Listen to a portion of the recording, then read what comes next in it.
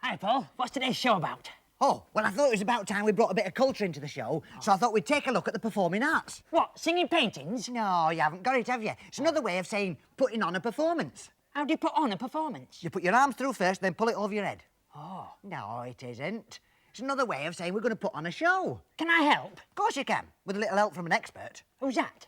Me. Oh, I've never been at a performance before. No, but you've been at an exhibition. Hey? No, just go and get the puppets, will you? Puppies? Oh, I love puppies. Especially ones on the adverts where the what-they-may-call-it's pull the what's-its-name. Toilet rolls. Toilet rolls? I thought they were golden Labradors. Just go and get the puppets. OK. ChuckleVision, ChuckleVision, ChuckleVision.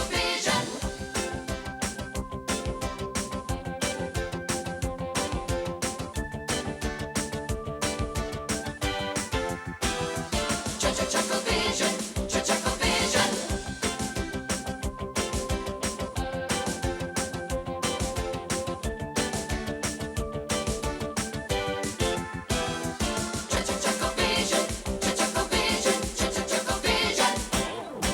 Hello again and welcome to ChuckleVision. Today's show is very special, for we're going to be putting on our very own Festival of Performing Arts. And in particular, we'll be taking a look at puppets and puppeteers. Now, everyone knows what puppeteers do. Climb puppets. Climb puppet... No, they don't. Well, mountaineers climb mountains, so puppeteers should climb puppets. No, they don't. Sorry. Puppetry is one of the earliest forms of entertainment known to man. And women. And women. And over here, we have a selection of some of the most common types of puppets used. And here they are. Hey, Paul, what's this? Marionette. Pleased to meet you, Marion. What's she ate? She hasn't ate anything. Oh. Now, the most famous marionette of all was Pinocchio. Hey, I sat next to him at school. No, you didn't. Pinocchio was a puppet whose nose grew every time he told a lie. Oh. You must have told a few whoppers in your time. Hey. Now, another form of puppet is the rod puppet. Mainly used by fishermen. And the shadow puppet. Mainly used by spies. But the most popular puppet of all is the glove puppet. Very handy, especially in winter. Very Why? You keep your handies warm. Oh, yes. Well, if you take a look under the skirt... Don't do that. Why not? He's got nothing on underneath. All right. Well, later on in the show, we'll be showing you how to make one of these little fellows. How? We're using everyday ordinary things. Oh, we better pop down the shop and get some then. Oh, right. In the meantime, why not sit back and enjoy one of the most popular acts here at the festival, the Pitch Black Theatre of Plaque. Ooh. It's very dark in here, isn't it? It is very dark. Somebody's put the lights off. Can't find anything. I'm looking for my dragon. Yeah. Hey, I found something. That's me nose. Oh, sorry. Oh, something there. It's me. Oh, not that way then. OK. Look over here. Right. No, it's not here. To this side. Have a look. Oh! Light! Oh, there it is over there. Yeah. Oh, I think I've ripped my trousers. light!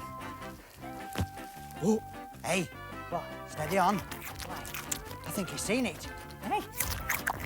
Come for it. Steady, steady, steady. Oh!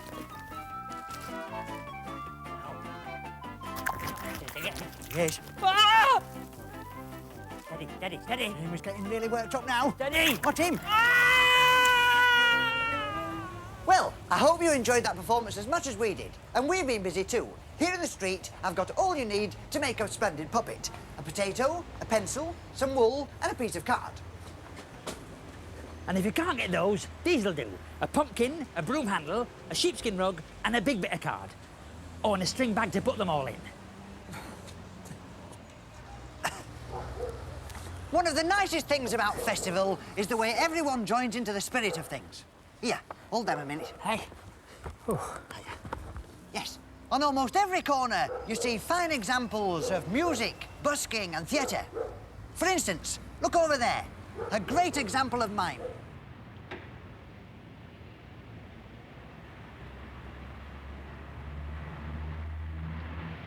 Very much in the Marcel school, I think. Come on, Barry, we've got a lot more stuff to get.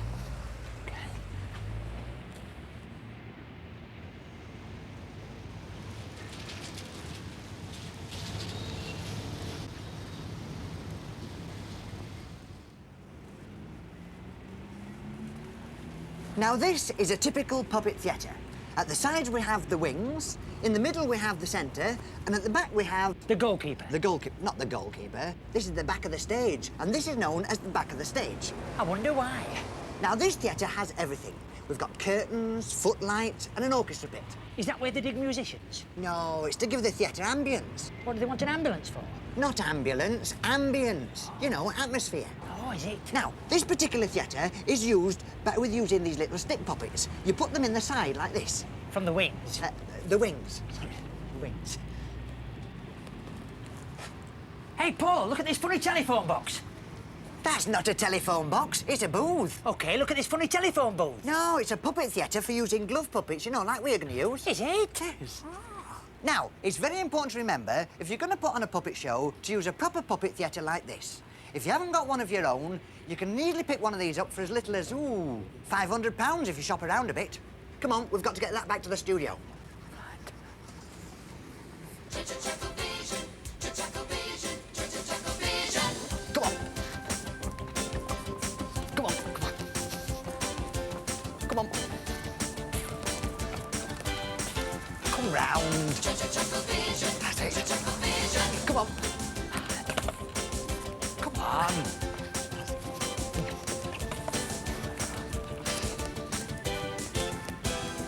ChuckleVision, ChuckleVision, ChuckleVision.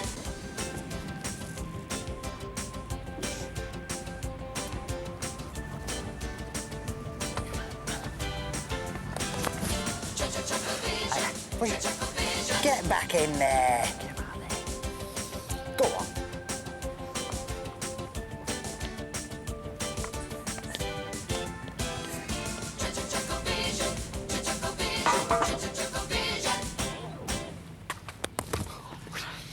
What are you doing? Come on. OK.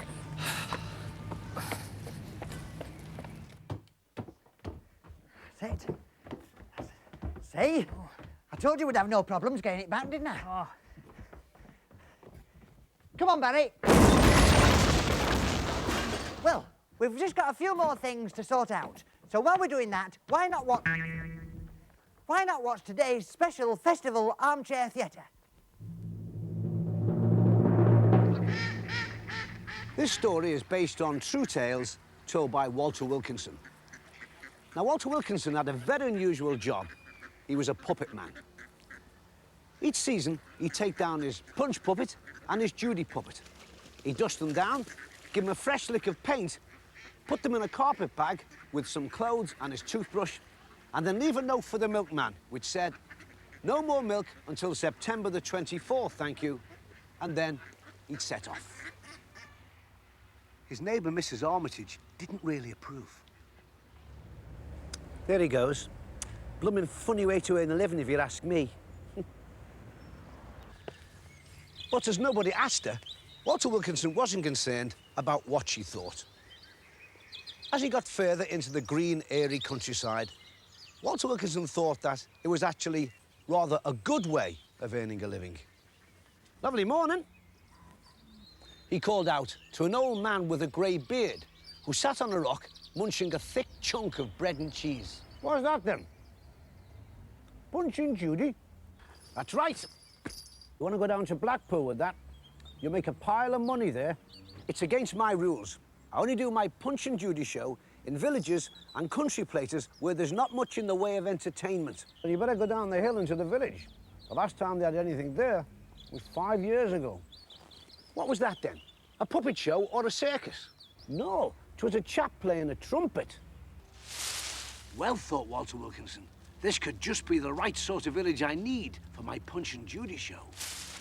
It beats me how people have got time to watch this Punch and Judy business. Kids today have it far too easy. And he carried on eating his bread and cheese. Walter Wilkinson went down the hill, around a sharp bend, and found himself in a small village. A number of school children playing in the yard saw him and started clambering on the railings. Here, look at this. Is he a tramp? Hey, what you selling, mister? He ain't selling anything. He's a Punch and Judy man. A ginger-haired boy ran out of the playground and up to Walter Wilkinson. Could you stop and give us a show here, please? I don't think I could. Not during school time. Boy, come here this instant! A female voice boomed out behind them. The two boys looked round. Walter Wilkinson looked round.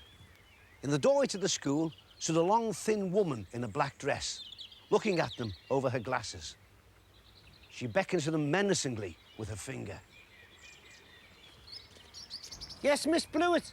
Miss Blewett took long, deliberate strides to where Walter Wilkinson stood. He thought he'd never seen such a strict-looking person in his whole life, and he wished he'd never taken the old man's advice to stop in the village. So you're the cause of all this commotion. What are you trying to sell the children? And Walter Wilkinson explained about his Punch and Judy show. Well, it's no good you hanging around here. We're only a tiny school, 20 children, that's all. You'd be better off in Blackpool. Walter Wilkinson explained his rule of only giving shows to country audiences who didn't have much in the way of entertainment. In that case, welcome to our school. And a big cheer went up behind her. Walter Wilkinson set up his Punch and Judy tent, and all the children were given the afternoon off school so that they could watch the show. In the front row, he could see Walter Harris and Harriet Jenkins. And in the back row, the old man with the grey beard, who was laughing his head off, fit to burst. After the show, Walter Wilkinson passed round the cap.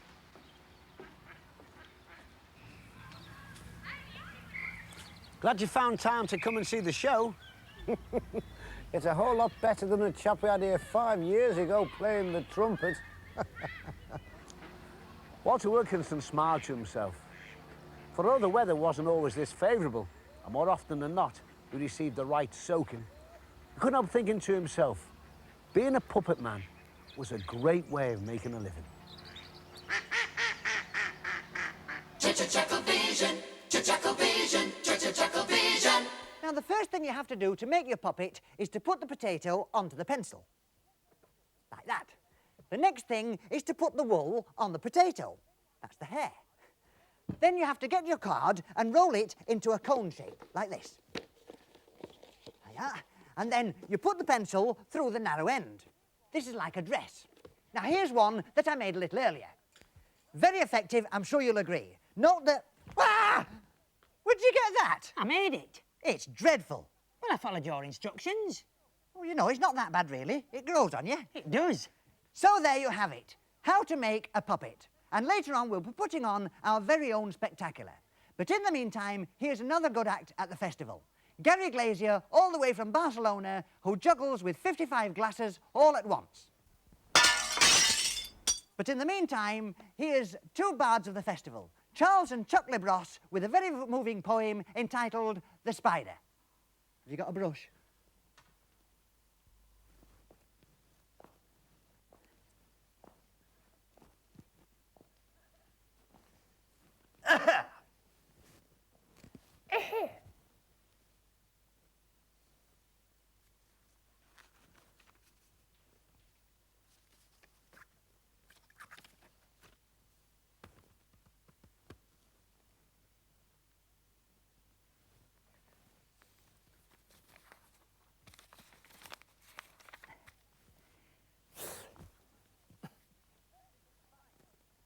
The spider.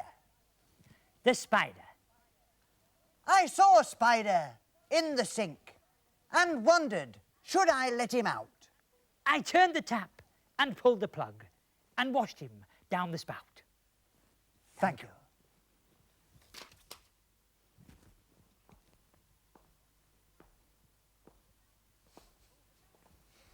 Quite moving. But now, on a happy note, we're going to put on a Punch and Judy show, which is one of the oldest in the world. Hey, can I be Punch? No. Judy? No. What then, the crocodile? No. You can be the sausages. Sausages? What's wrong with that? I don't get to say anything. No, you're right. I'll tell you what, you could sizzle. Oh, can I? Yes, if you like. You go and practice while I introduce the next item. OK. Pork or beef? Why? It's important for an actor to get to know his character. Oh, pork, OK? OK. Now, it wouldn't be right to let a programme like this go by without seeing one of the world's greatest puppeteers in action. But I'll be on later. First, we are lucky here at the festival to have some of the world's greatest lifelike marionettes to give us a display. Frozen or fresh? What? Sausages.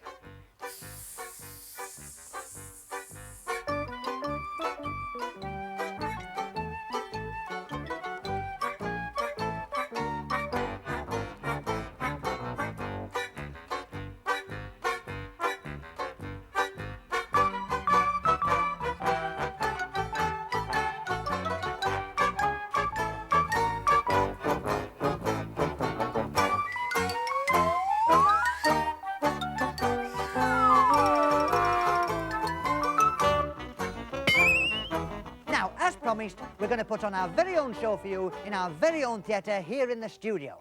It's going to be a traditional Punch and Judy which came from Italy many years ago. We're not ready, Paul. What do you mean we're not ready?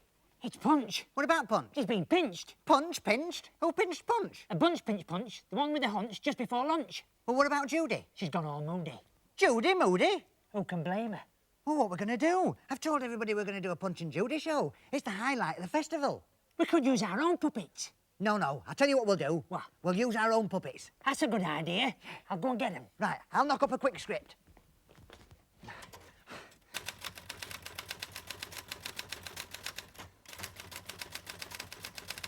There. Brilliant. Another masterpiece. Where's the puppets? Inside. The props? Inside. Sausages? Inside. Hey? Well, I got peckish. Oh, right, you go inside the booth then and I'll introduce us. OK. We already know us. No, I'm going to introduce the play we're going to do. Oh, OK. Well, I must apologise for the alteration in the programme, but instead of the Punch and Judy show, we're going to put on the famous children's classic story, Hansel, Red Riding Hood meets 3 Goldilocks, Snow White, Little Pigs and the Beanstalk. Thank you. Right, move over and give us a bit of room. Hey, there's not much room. There isn't, is there? No. Right, you ready? Yeah. Right, here we go. Oh, it's so lovely here in the woods. I'm Hans, and I'm going to see Granny. Shake hands. Who are you? I'm Hans too. Oh, a pair of hands. Oh, sorry about that. It's a stage hand. Get down, you'll spoil the illusion. Oh, what's that noise? It must be the giant. Fee, fi, fo, fum. I've got a broomstick through my tum. Eek! It's Turnip Man. Hey, Paul. It's not a turnip, it's a pumpkin. Well, it's too late now. I've written the script. Get down. All right. Eek! It's Turnip Man. You shouldn't be here in England Why not? because you're a Swede. So I am. I'm off. Oh, good. Thank heavens for that. He's gone. Now we can all live happily ever after. What do you think? I thought it was brill. Good. Well, on that final dramatic note, it's time to say goodbye for another week. Well, I think you'll agree that after all the hard work that went into making the puppets, it was well worth waiting for. See you soon. And you know, Paul, it still looks like a telephone box to me. Don't be ridiculous. Hello? It's for you. For me? Hello? Yes?